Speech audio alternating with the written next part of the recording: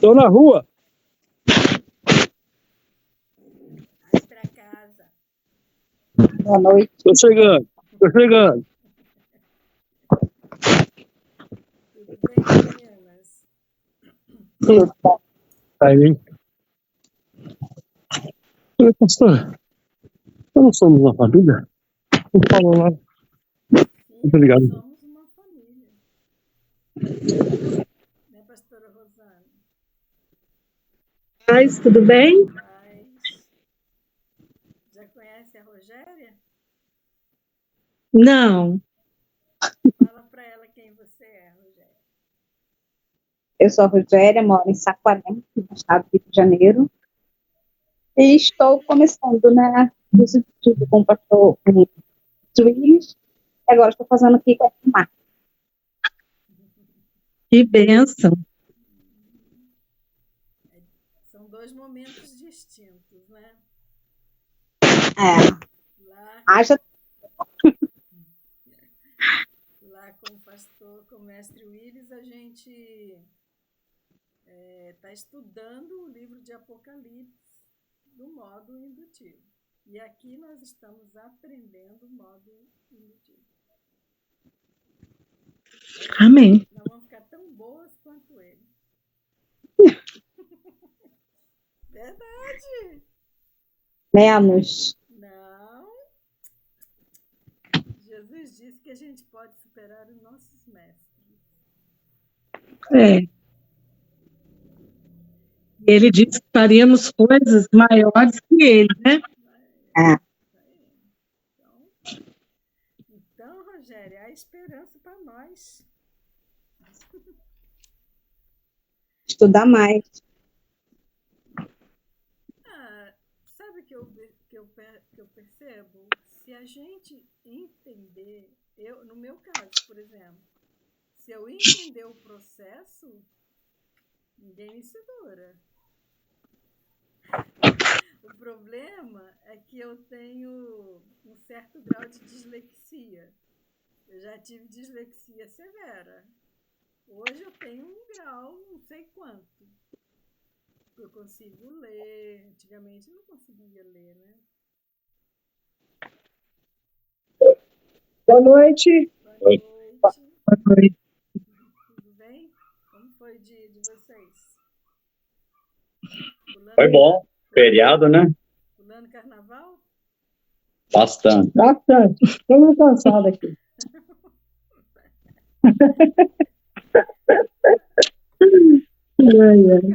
Acabamos de chegar no nosso bloco.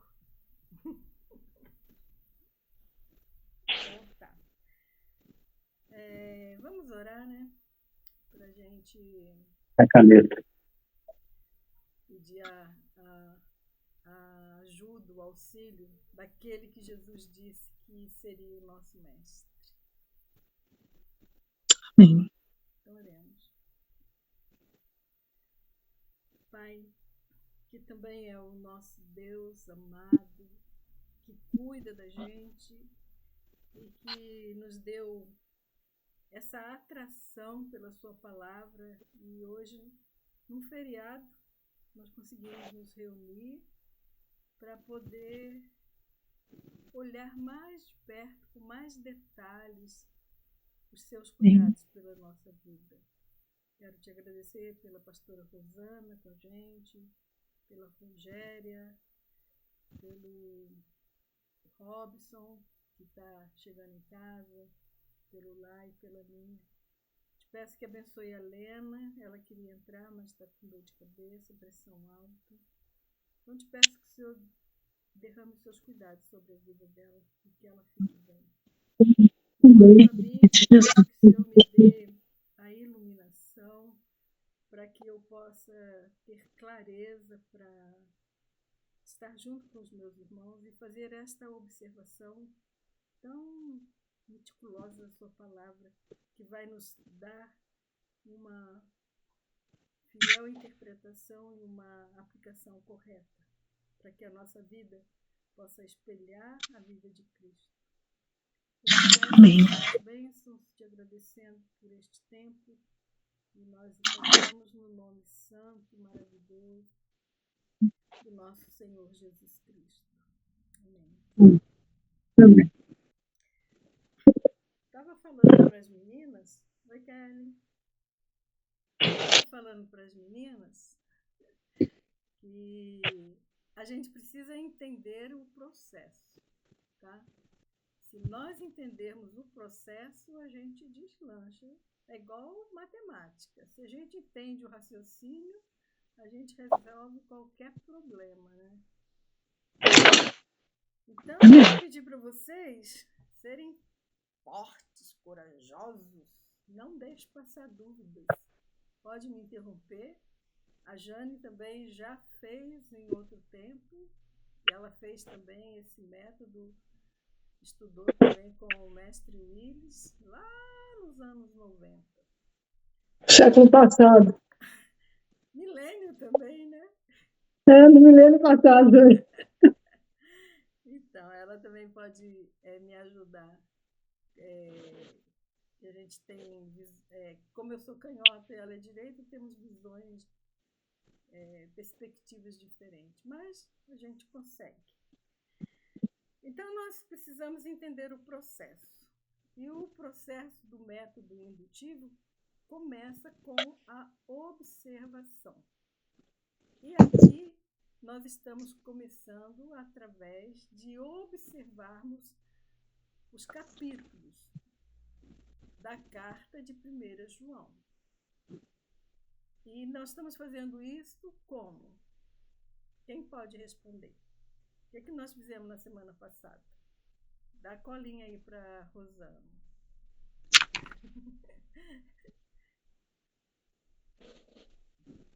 O que nós fizemos na semana passada?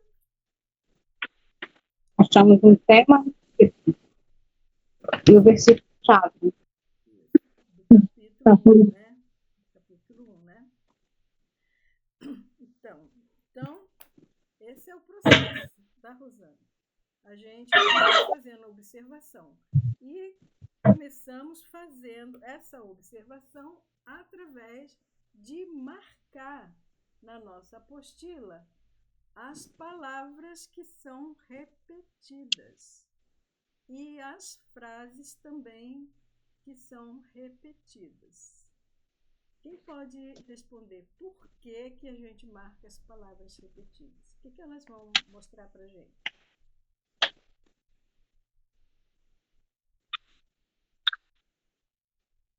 Qual é a função dela? Qual o papel dela? Das palavras repetidas e das frases repetidas. A palavra repetida leva ao assunto principal. Isso. Ela vai mostrar, vai apontar, né, o assunto principal. E que vai também mostrar para a gente o propósito do autor, para que ele está escrevendo, por que ele está escrevendo, qual o propósito dessa escrita. E não sei se vocês já conseguiram perceber que João, quando ele escreveu essa carta, ele não tem um propósito só, ele tem vários propósitos. Mas nós vamos ver depois, né? Vamos citá-los depois. Então, palavras repetidas vão nos dar o assunto principal de cada capítulo, embora nós ainda não estejamos estudando capítulo por capítulo, nós só estamos fazendo a observação. Porque essa observação vai nos dar o contexto. E o contexto, nós sabemos que ele reina na interpretação. Então não tem nada, não tem o que inventar. Toda a resposta sai da palavra de Deus. Toda. Você faz uma pergunta e o autor ele vai te responder.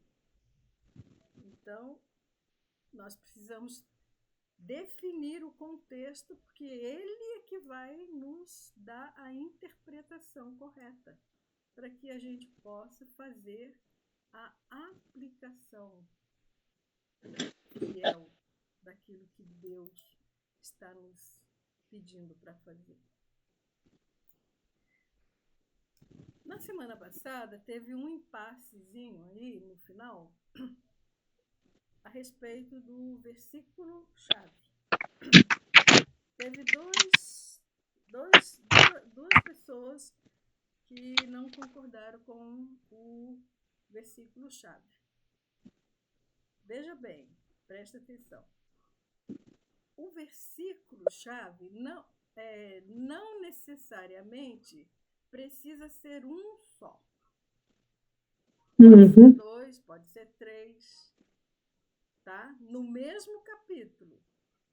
Na carta, nós vamos ver que existem vários versículos chaves para nos dar a compreensão exata do texto. Porque Deus é exato, né? Então, ele não deixa nada aí sem fundamento, né? Então, teve um impasse quanto ao versículo-chave. Aí eu fui ler novamente, embora eu já tivesse marcado aqui na minha folha dos registros de observação, eu não tinha marcado nenhum nem o outro. Aí eu fui ler de novo e eu cheguei à conclusão que não é nenhum e nem é o outro. Por quê, Martinha? Porque o capítulo 1, ele trata de vários assuntos. Não é de um único. Tem o assunto principal. Mas ele trata de outros assuntos também, outros temas. A gente já sabe que são as doutrinas, que são os ensinamentos, né?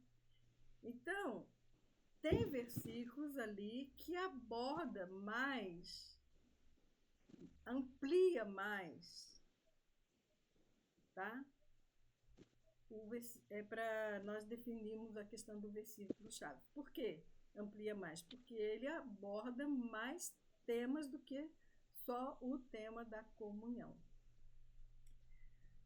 Se você ler, eu não sei se vocês concordaram, como ficou na cabecinha de vocês essa questão, aí eu decidi trazer novamente, para não ficar dúvida, não pode ficar dúvida, porque nós estamos aprendendo o método, né, indutivo.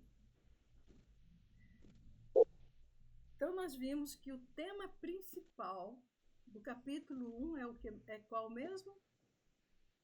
Já demos até o título do capítulo. Não.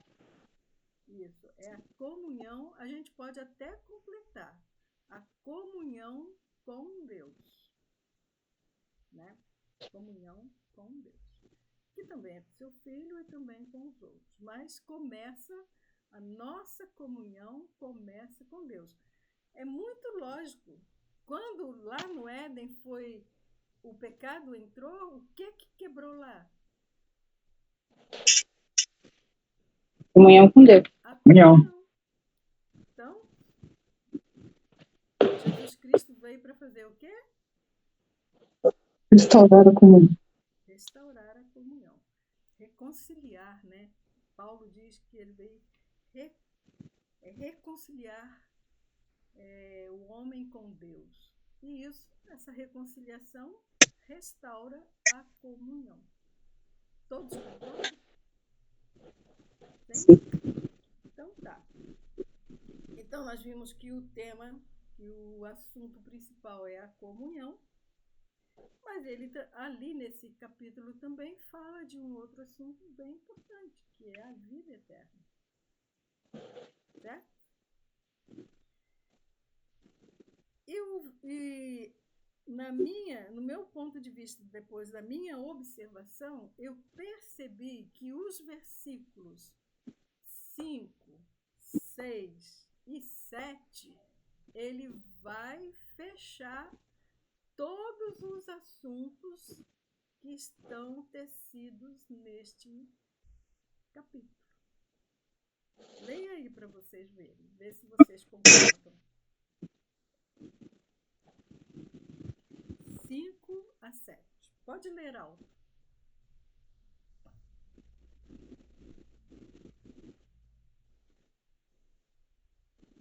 Eu vou designar alguém para ler, então.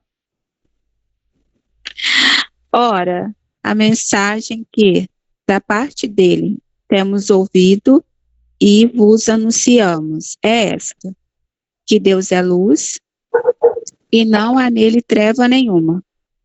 Se dissermos que mantemos comunhão com ele e andarmos nas trevas, mentimos e não praticamos a verdade.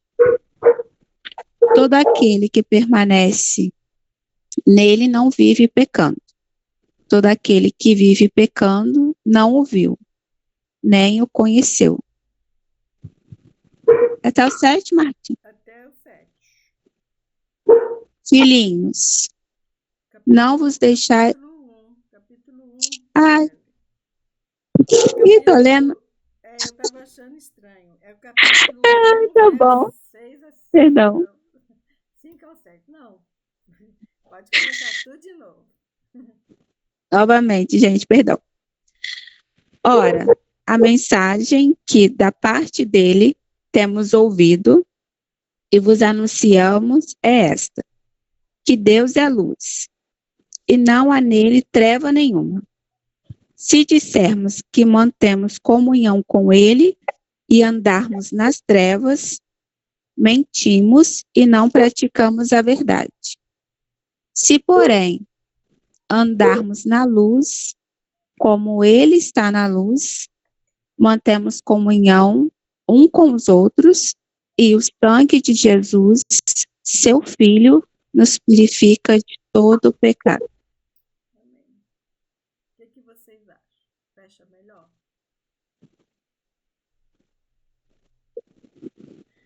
Por que eu percebi que fecha melhor? Primeiro, que João começa dizendo que a mensagem que da parte dele ouviu, que temos ouvido. Então, ele começa a falar da mensagem. E é uma mensagem que ele já ouviu faz tempo. Ele também cita que Deus é luz. E é uma doutrina. Né? Dizer que Deus é luz é uma doutrina a respeito da pessoa de Deus. Assim como essa carta está cheia de ensinamento a respeito da pessoa de Jesus.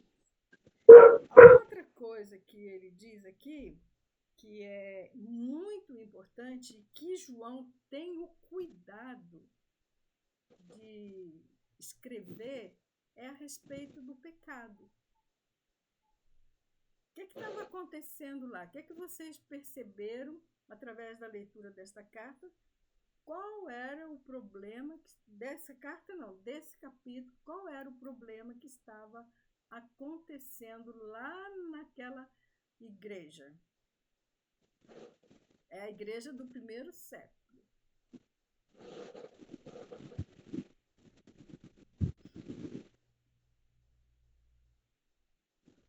Por causa do pecado, os irmãos estavam sem comunhão.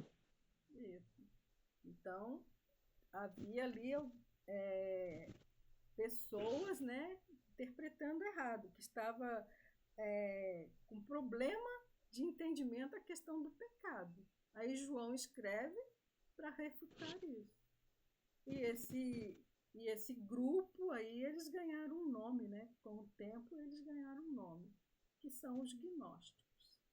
Né? Depois, quando nós estudarmos a carta de 1 João, nós estamos fazendo uma oficina, aprendendo método. Quando nós estudarmos a carta, nós vamos ver também sobre esse grupo de pessoas aí. E aí, o que vocês acham? Vamos manter o verso 3, o 7, ou vamos incluir esses outros versos aqui?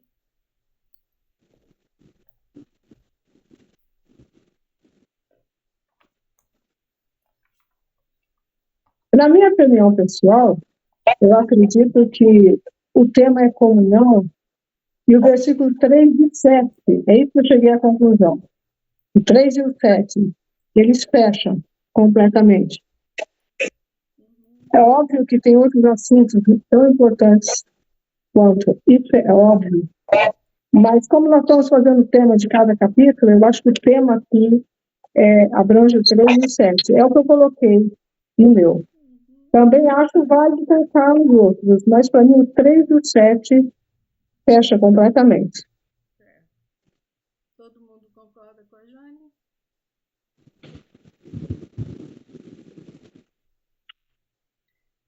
Aí eu já vou sugerir para você ir escrevendo na sua folha. Não sei se você já escreveu. Ir escrevendo na sua folha os títulos e também o versículo-chave de cada capítulo. Põe na parte de baixo do tema do capítulo, você já escreve aqui embaixo o versículo-chave também de cada capítulo. Apesar que aqui nós temos um espaço, mas aqui nós estamos montando o nosso gráfico horizontal, que é a nossa vista panorâmica dessa folha. É aqui, ó. Bom, porque quando você mais tarde ou alguém olhar sua folha, seu gráfico horizontal, vai olhar, você vai ver todo o esboço do livro. Todos os assuntos do livro vai estar ali diante dos gráfico horizontal. tá? Temos esse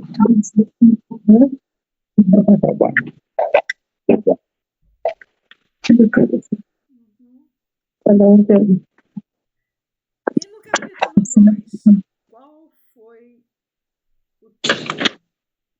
Vocês leram, né? Sim. Conseguiram perceber qual foi o tema, o assunto principal desse capítulo?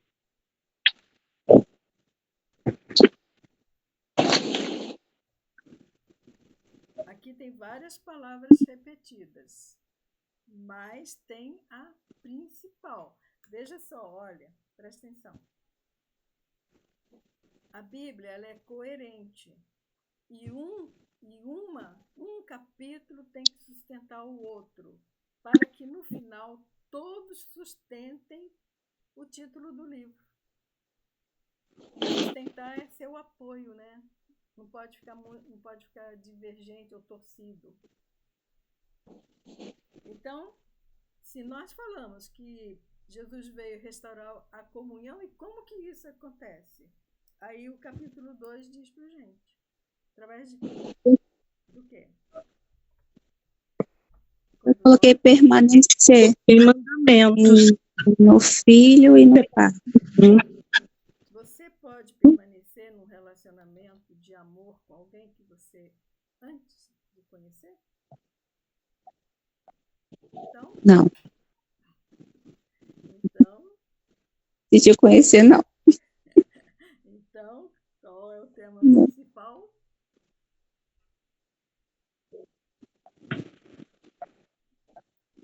Verso 3 aí. Eu coloquei o versículo principal, o 3 e o 4. Certo. E o meu tema foi guardar mandamentos e conhecer. Pode ler o versículo, Jane, por favor? E nisso sabemos que o conhecemos, se guardarmos os seus mandamentos. Aquele que diz, eu o conheço e não guardo seus mandamentos, é mentiroso, e nele não há verdade. Obrigada. Concordam? Ó, Então, veja bem, o tema, ele deve, ou o tema não, desculpa, o título deve conter uma palavra do versículo-chave. E como esse capítulo, o tema principal é conhecer, conhecendo, conhecemos, então o título desse capítulo deve conter essa palavra, tá? Como que você colocou, Aninha, por favor?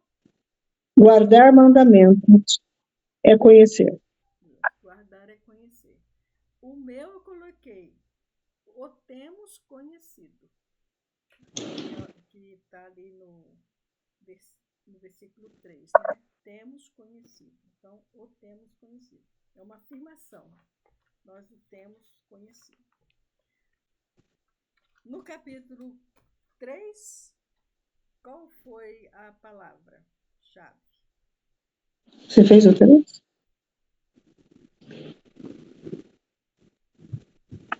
Está indo para o capítulo 3? Nós estamos fazendo agora. Nós vamos fazer prático, lembra? Nós vamos fazer prático. O dedicado vai ser só futuramente. Por enquanto, no método, nós estamos aprendendo a fazer juntos.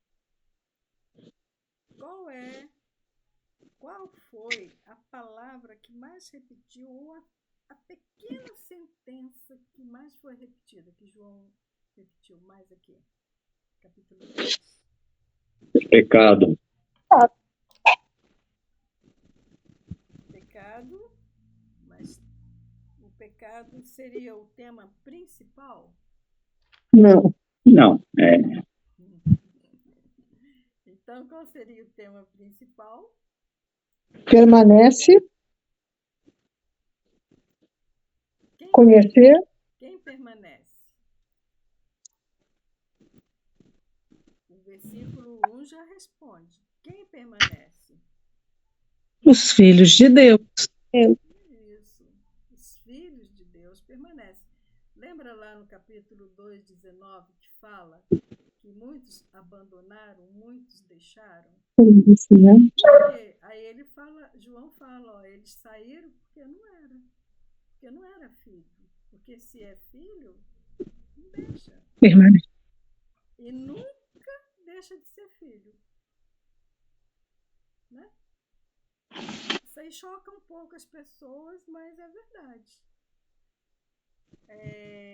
Tem uma passagem na Bíblia que diz que os filhos nunca saem da casa. Quem sai da casa é o escravo. Mas os filhos não saem de casa. Permanecem. Então, sem ser a Jane e o Lá, que já deram bastante opinião, agora eu quero saber das outras, da Rosana, da Kelly, da Rogéria, qual é o título do capítulo 3? Eu coloquei filhos de Deus. Filhos de Deus. E os versículos, ou o versículo que você usou?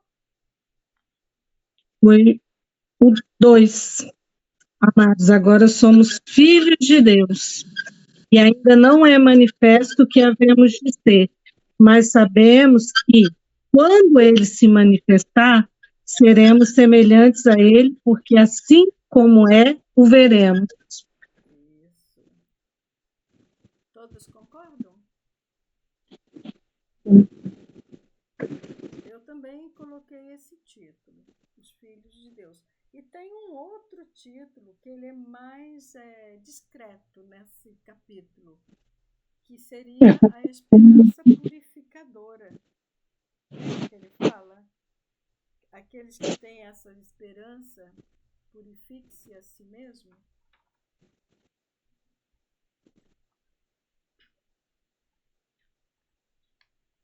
No capítulo 4, qual foi o tema principal? Ou a palavra? Lembra da palavra? Ela dá o tema que vai dar o título. Capítulo 4. Eu não sei, capítulo 4. não fizemos. Então, vamos fazer agora, tá na hora. A hora é agora, amiguinho. Ficou bonitão, hein? Com esse óculos, hein? Não chegamos nada. Mas ficou bonito, gostei. Não sei a Jane o que ela achou, mas eu achei que ficou bonito. R$10. Então, nós vamos fazer o capítulo 4 juntos? Eu também não fiz. Vocês fizeram, Rogéria? Você fez? Não, só marquei, mas eu não terminei.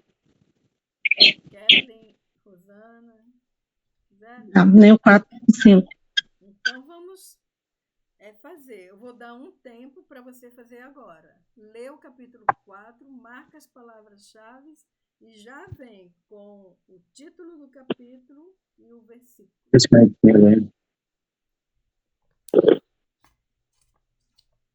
Ele é curtinho, ele só tem 21 versículos.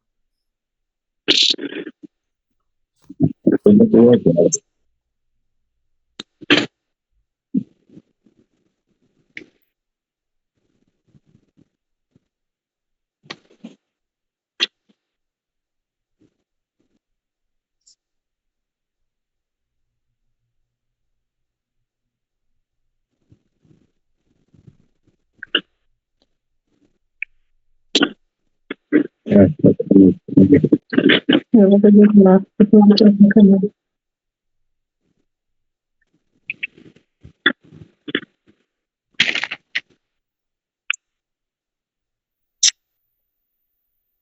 As canetas. Não vai.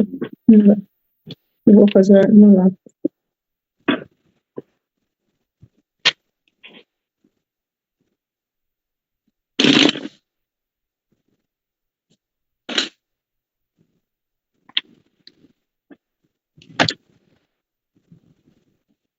Tem outro lado aí?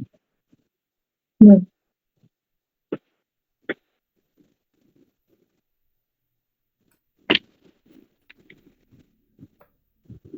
Pode ver.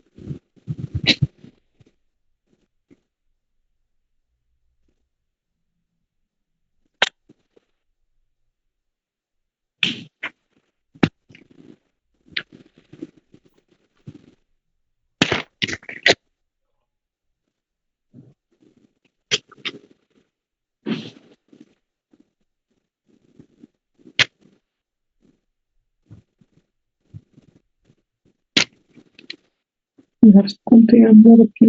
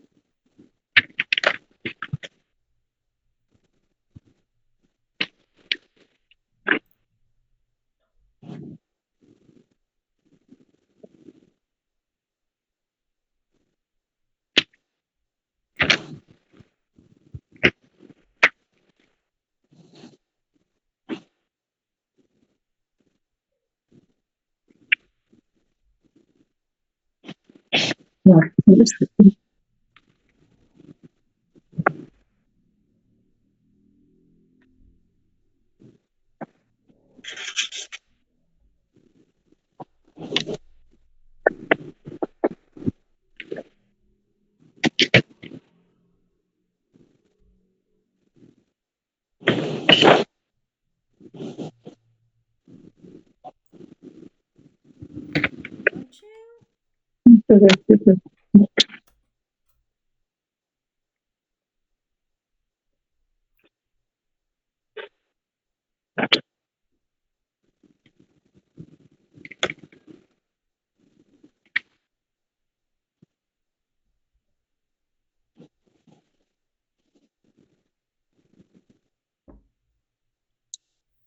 Podemos ir? Podemos arrancar?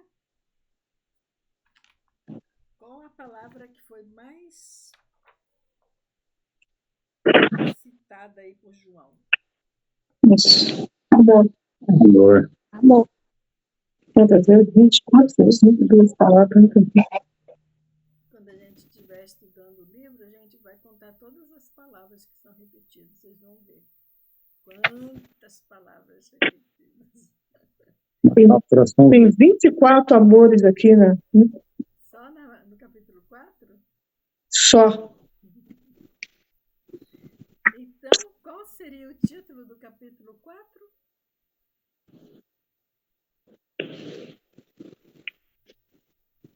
Muito amor.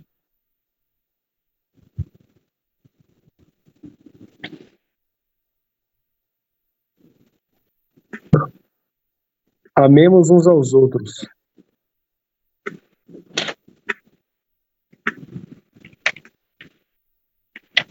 Ô, Rob, você tá escondidinho aí. Acabei de chegar aqui do serviço. Pode aparecer, a gente não liga, não.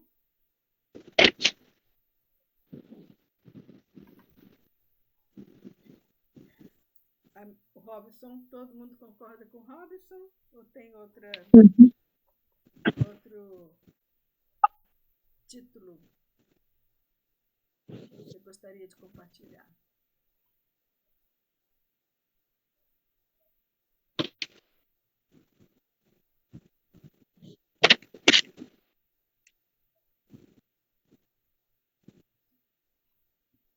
Eu coloquei o grande mandamento. Onde você tirou a palavra grande? Não tem, realmente.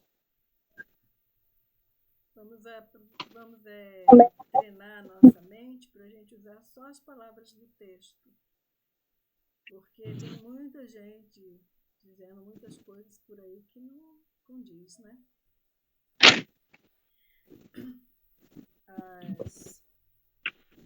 As falsas doutrinas começam quando o homem começa a pôr a palavra dele, né?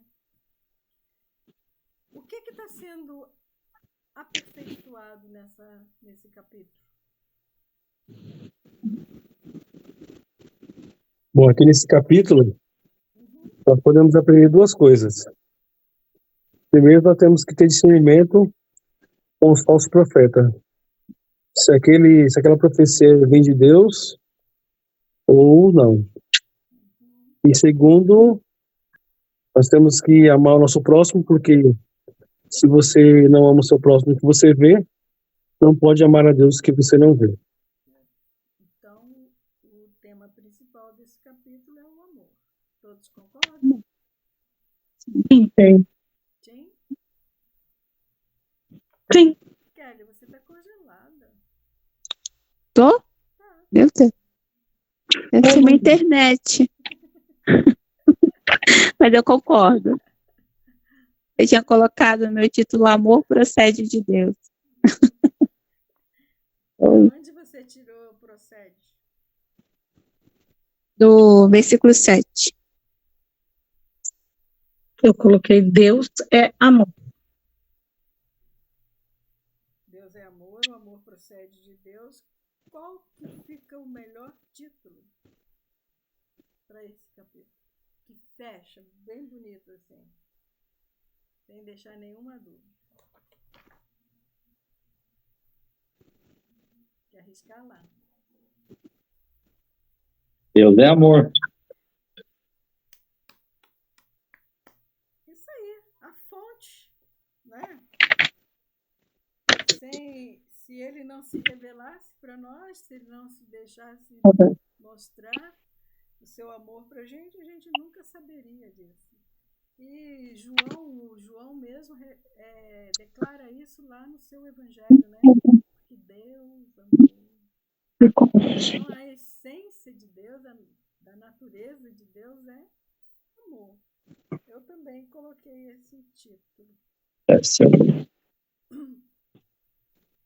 Qual seria o versículo que a gente pode usar? Acho que é o mesmo, né? O versículo 8. Eu coloquei o 8. Colocou qual? 8. Aquele que não ama não conhece a Deus, pois Deus é amor.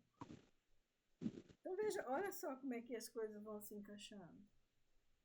Primeiro você nasce de novo e é restaurada a sua comunhão. Certo? A sua comunhão com Deus é restaurada e aí você passa a conhecer Deus intimamente, num relacionamento de intimidade. Capítulo 2. No capítulo 3, somos nascidos dele. João diz que nós nascemos dele. E agora, no capítulo 4, nós amamos porque ele nos amou primeiro. Deus é amor. Uma coisa vai sustentando a outra. Certo? Todos concordam? Qual ficou o versículo? Sim. Qual? 8. Eu coloquei o 8. Alguém mais colocou 8?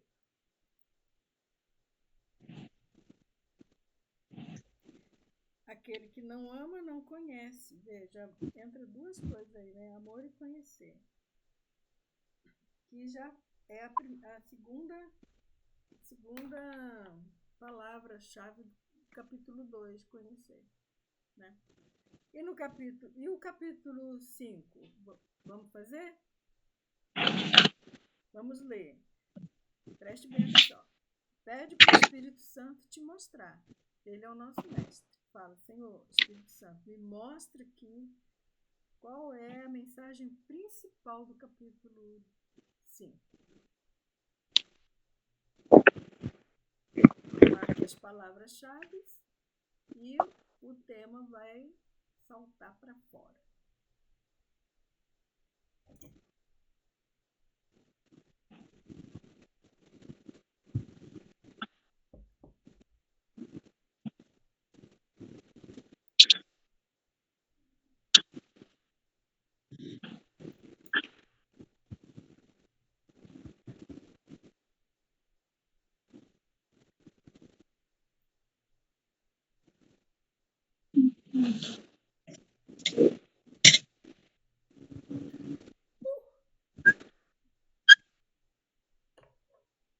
Tantas emoções.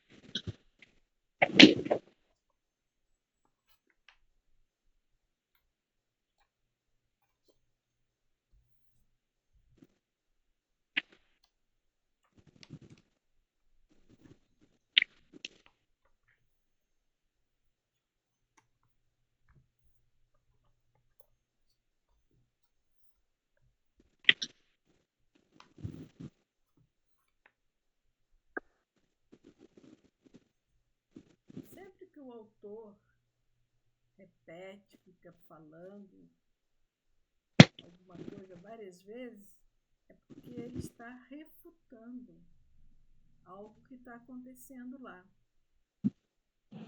que estava acontecendo, né, naquela época. Então ele, inspirado por Deus, é impelido pelo Espírito Santo a escrever para trazer um alerta para o povo de Deus, para ele não cair nas ciladas do diabo. Entendeu? Como esse que a gente viu aí. Logo no capítulo 1 já fala do pecado. Ali tem uma ciladinha do diabo. Então, todo assunto repetido que o autor, qualquer um dele, repetir, é porque ele está combatendo uma heresia que estava introduzindo na igreja naquela época. E no nosso caso aí, do livro na carta de 1 João, eram os gnósticos. Depois nós vamos ver quem são os gnósticos. Eu creio que vocês já estudaram, sabem quem eles são, mas depois nós vamos deixar bem claro. Então, qual é o assunto mais importante desse capítulo?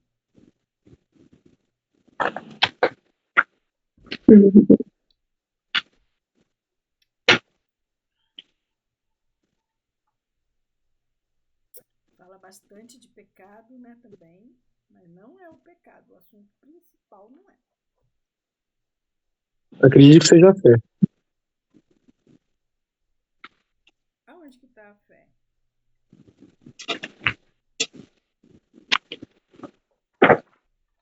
Vamos pensando também qual é o propósito dessa carta. Ele fala 4 vezes nessa carta qual é o propósito dele escrever. A fé é importante, sim, e a gente sabe que a fé é o vínculo, né? João quer mostrar que a fé e a ação andam juntos. Certo? Mas o tema principal desse capítulo ainda tem um outro melhor. Pensando nos problemas que existiam lá, naquela época, na primeira igreja.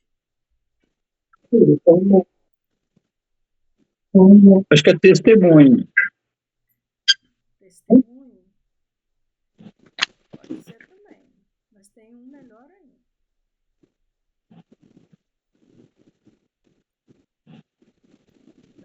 Tá vinculado. Eu acredito também que João ele queria apresentar Jesus, né, como Filho de Deus e cura que traz vida, né? Sim, é verdade. Ele tem essa preocupação mesmo. Pensando nos gnósticos,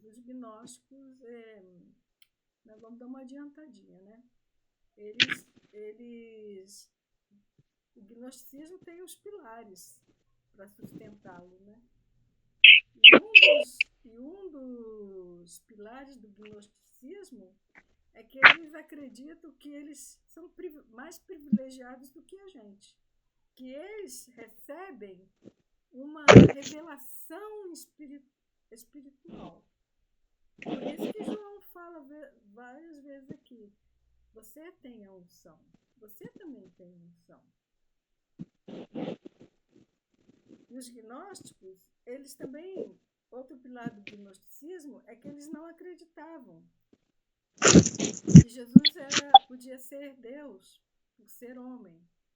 Eles acreditavam, eles diziam que o espírito era bom, puro, e a carne era mau, e não podia se misturar. Então, logo, Jesus não poderia ser Deus e homem. Eles achavam que não deveria ter intermediário, né? Entre o mundo e o homem, né? Então, e aí eles começaram, né? Eles estavam na igreja. A gente, lendo essa carta, a gente vê que eles pertenciam ao corpo daquela igreja lá, eles estavam lá. Tanto é que João fala, eles saíram. Saíram por quê? Porque não era. Mas eles estavam, a princípio, eles estavam lá, né? Então, logo no primeiro capítulo, João já entra combatendo o gnosticismo, dizendo, porque eles diziam, nós temos a revelação especial, nós conhecemos. O principal pilar deles era esse, do conhecimento, que vinha revelado. E que ninguém mais tinha. Eles achavam que ninguém mais tinha, só eles tinham. Aí João entra dizendo, não. Se você diz isso, que você tem comunhão com ele, você também tem que andar como ele andou. Você não pode falar que tem comunhão e andar do outro jeito. Você não pode falar que tem comunhão e largar seu irmão passar necessidade. Você não pode dizer que tem comunhão e andar nas trevas. João entra ali já refutando direto, batendo forte no gnosticismo naquela época lá. Já estava começando, né? E aí, então, João vai terminar a sua carta de um modo muito magnífico, eu vejo.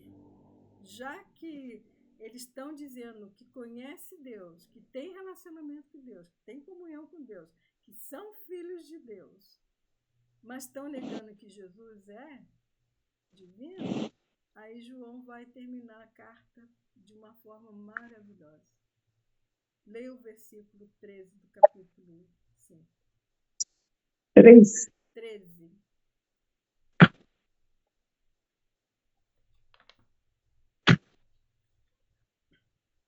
Lê. Essas coisas vos escrevo, a vós que credes no nome do Filho de Deus, para que saibais que tendes a vida eterna.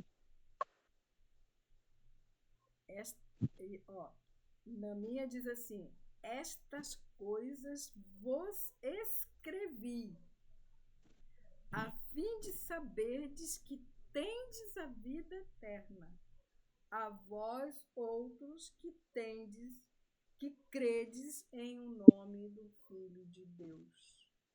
Então, João está ali cuidando para que a sua plateia, que os seus ouvintes, que os seus leitores não fica voando, acreditando naquilo que eles estão, naquela heresia lá.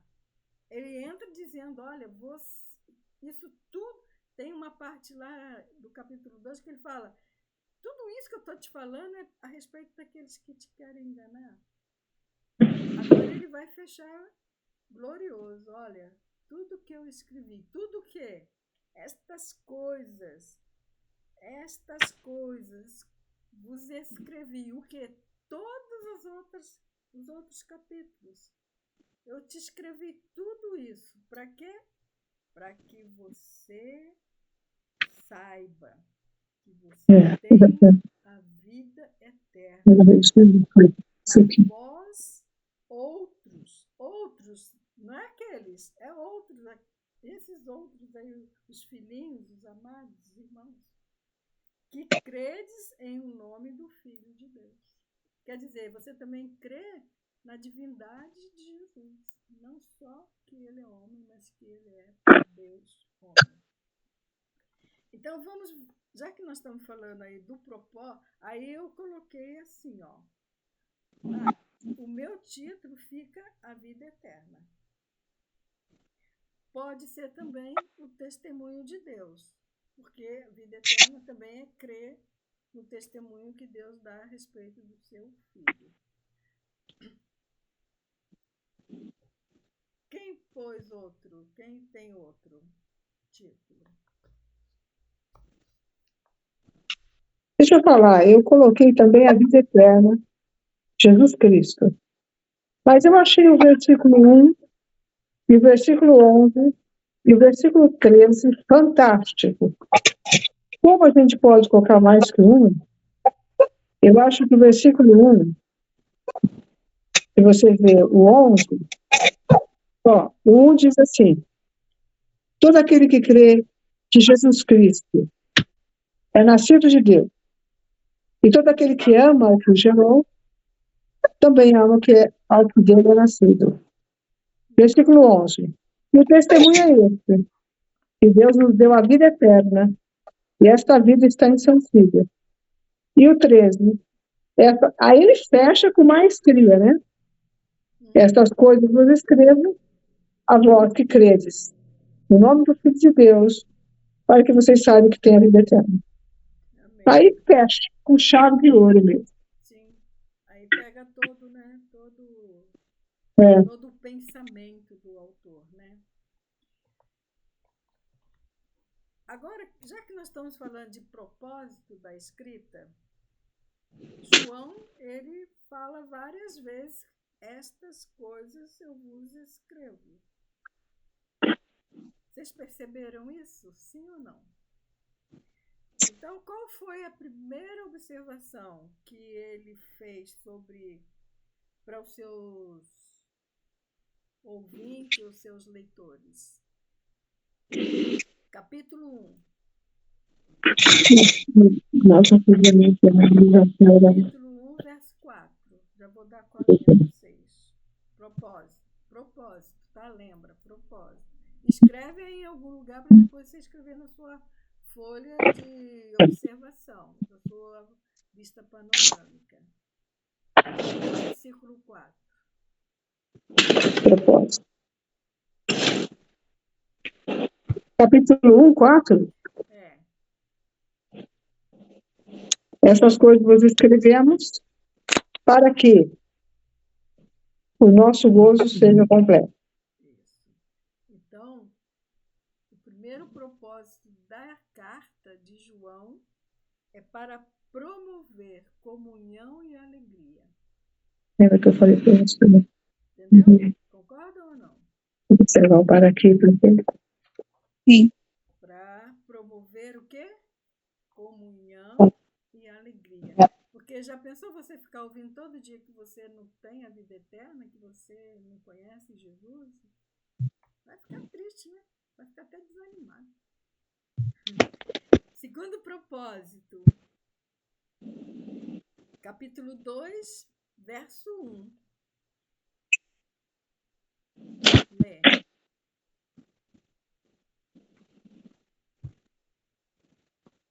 De novo, para quê?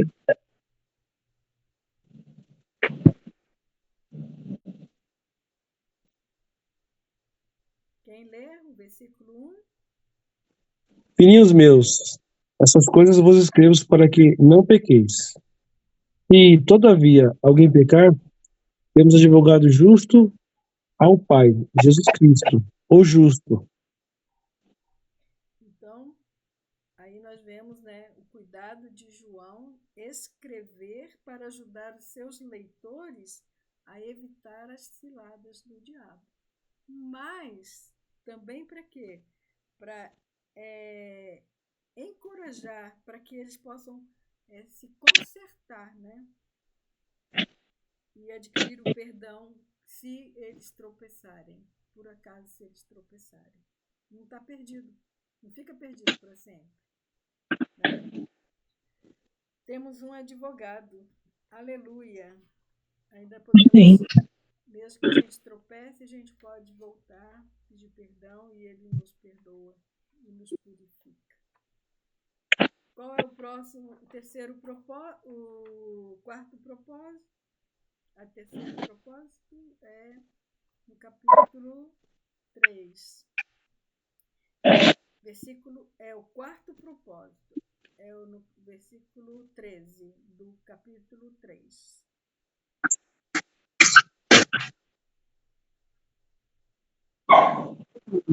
Não vos maravilheis se o mundo foi odeio.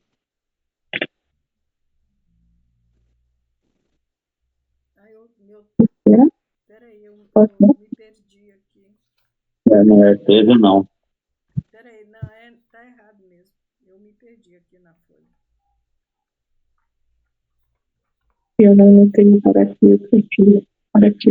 Esse texto, Capítulo 4. o capítulo 3, né, que nós estamos? 3. Na verdade, ele escreveu só 4 propósitos. Nós já vimos o primeiro propósito, que foi mesmo qual? Comunhão e alegria. Isso, para promover a comunhão e a alegria. Capítulo 1. Capítulo 2, para que ele Adquirir o perdão. proteger da cilada do diabo e para que a gente possa encontrar o perdão quando a gente tropeçar. Aqui o capítulo, agora é o 2 e 3, né? 3.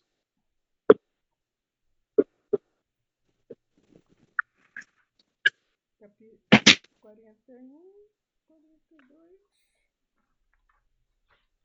É que eu misturei as folhas. Então, no capítulo 3, temos o 4º propósito da escrita.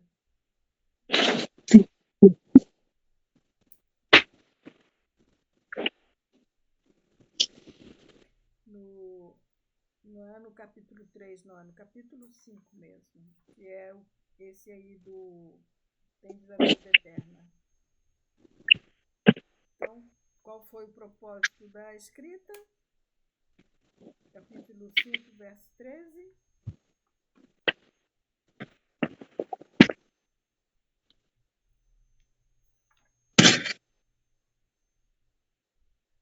Para aqui.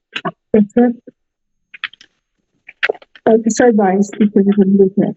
Isso, para que eles soubessem que tem a vida eterna. Perceberam que existem vários. Quando o autor escreveu, ele tinha vários propósitos a escrever essa carta.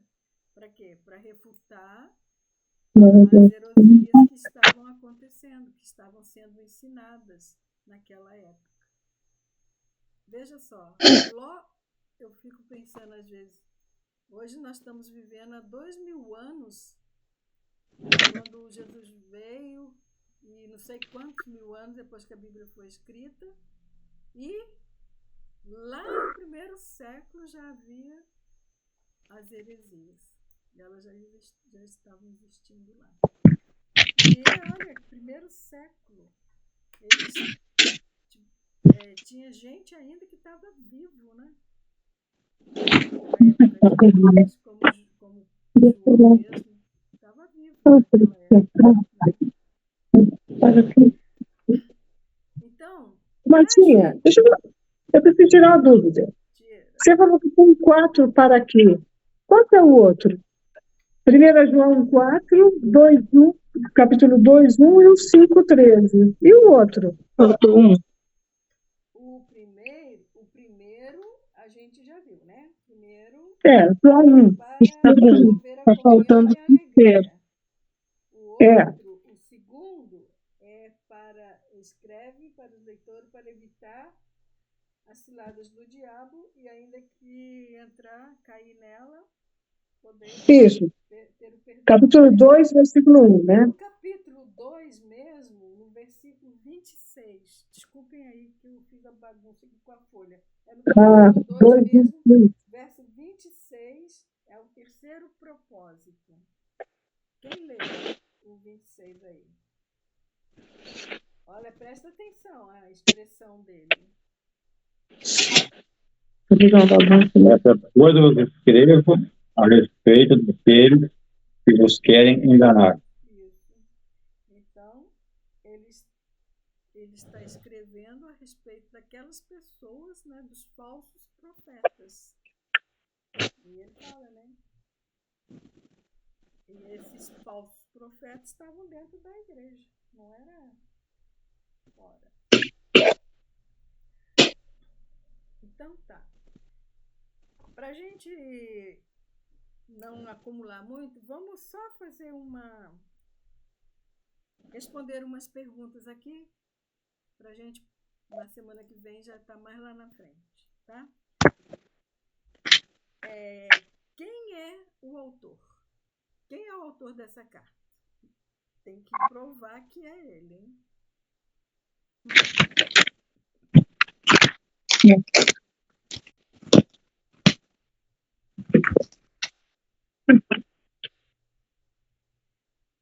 Quem é o autor dessa carta? Rogéria, quem é o autor dessa carta? João. Como é que você sabe?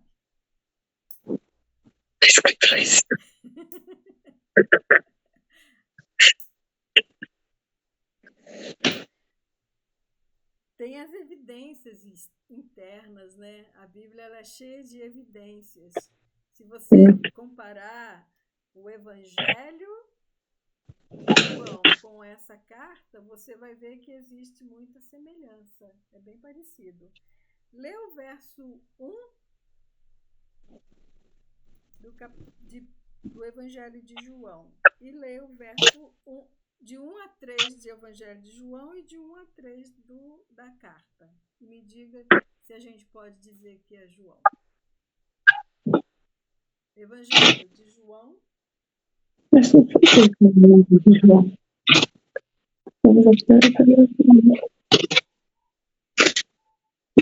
Quênia? Então, nós não estamos na carta do evangelista João.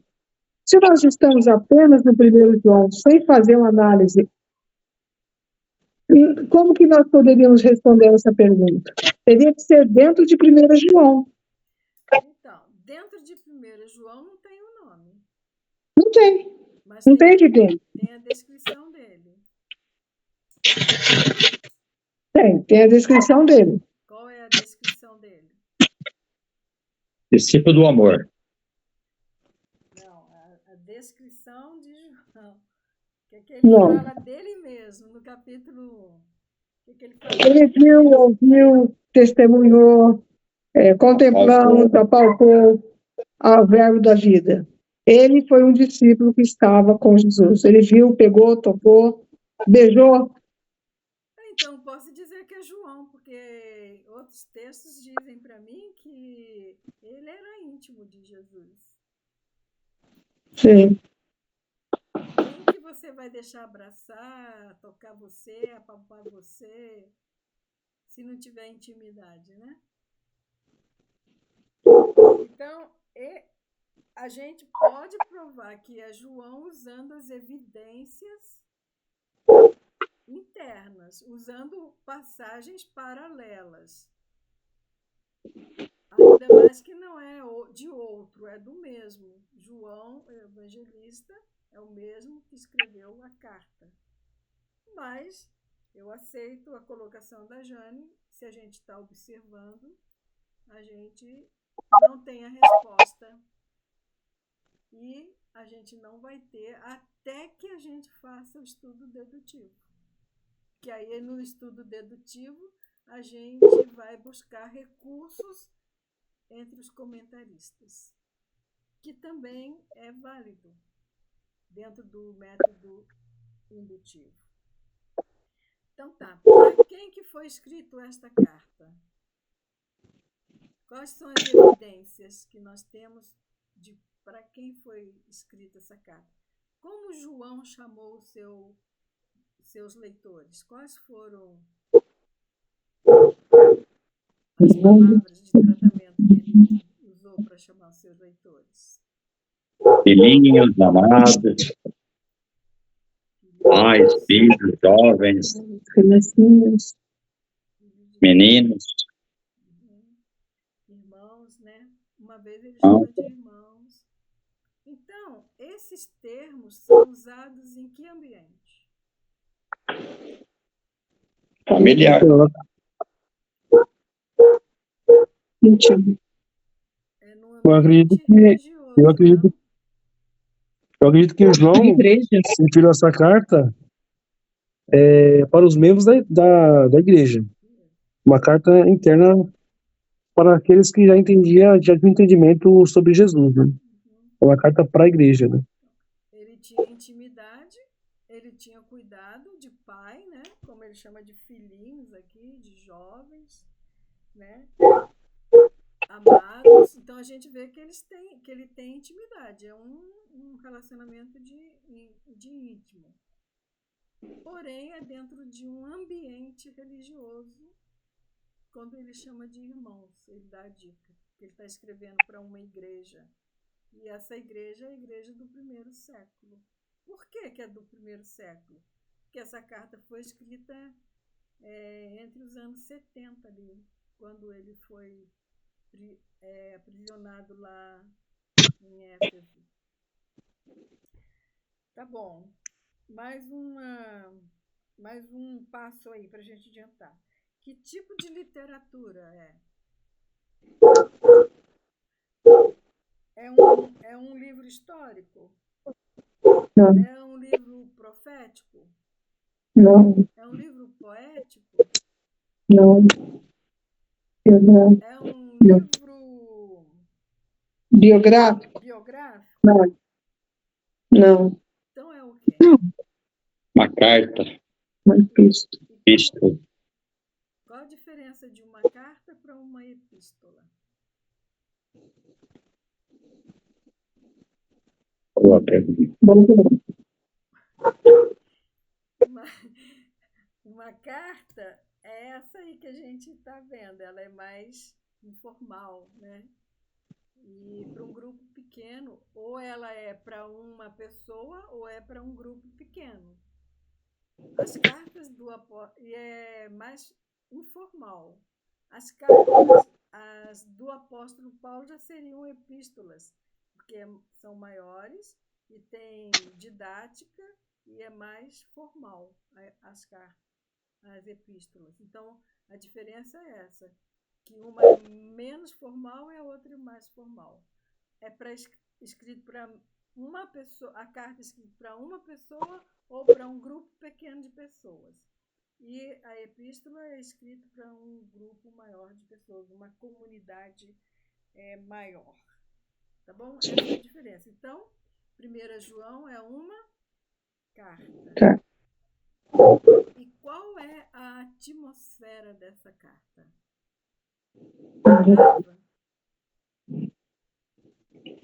Não. Expectativa? Alerta. Alerta? Mas o quê? Amor. Amor. Muito amor. De amor. Ela começa no primeiro capítulo, né? Quando ele começa a refutar lá os gnósticos, a gente vê que existe um tom de preocupação, né? Dele lá. Então tá. A semana que vem nós vamos fazer aqui em aula. A gente vai ver a questão das divisões de segmento. O que é as divisões de segmento? São os pequenos temas dentro do capítulo que une todo, que vai fazer a união, o elo, para dar o sentido completo da mensagem da carta. Porque depois nós vamos ver da carta inteira e dar o título para a carta inteira. Mas aí nós vamos aprender a fazer a divisão de segmento, que é essa partezinha que tem aí embaixo, meio esquisitinha. Essa aqui, ó. Tá? Nós vamos fazer. Não é muito fácil, mas não se desespere. A gente vai conseguir junto. Esse é o nome? Divisão de segmentos? Divisão de segmentos. Ah, tá aqui, ó. Alguma dúvida? Alguma pergunta? Querem fazer alguma colocação?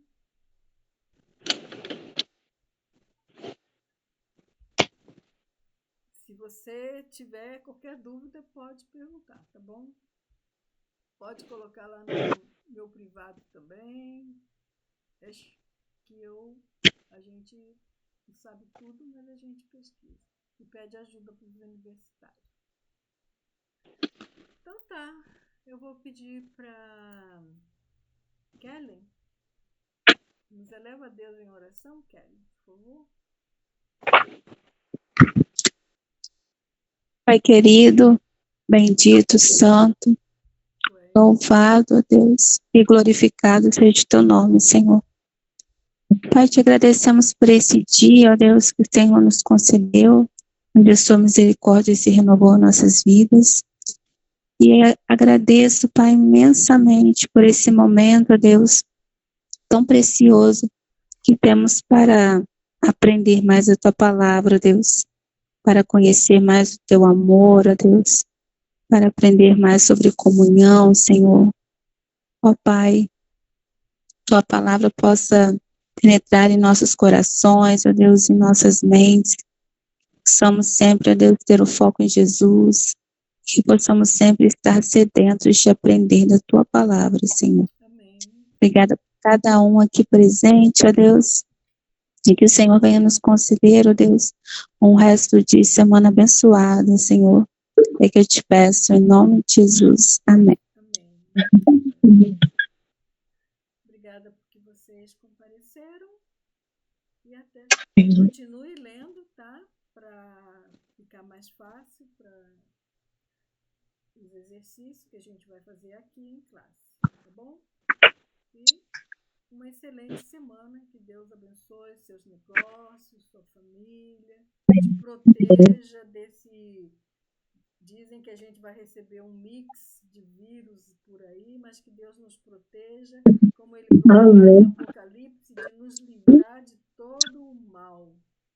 Em nome de Jesus. E abençoe seus negócios lá, faça prosperar todos nós aqui. Você também. Deus abençoe. Amém. Até a próxima semana. Deus quiser. Amém. Boa noite para todos. Boa noite.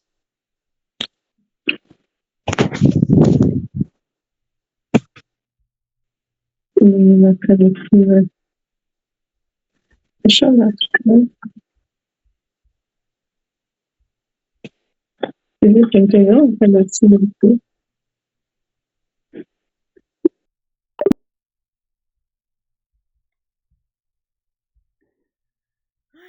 Calor, hein?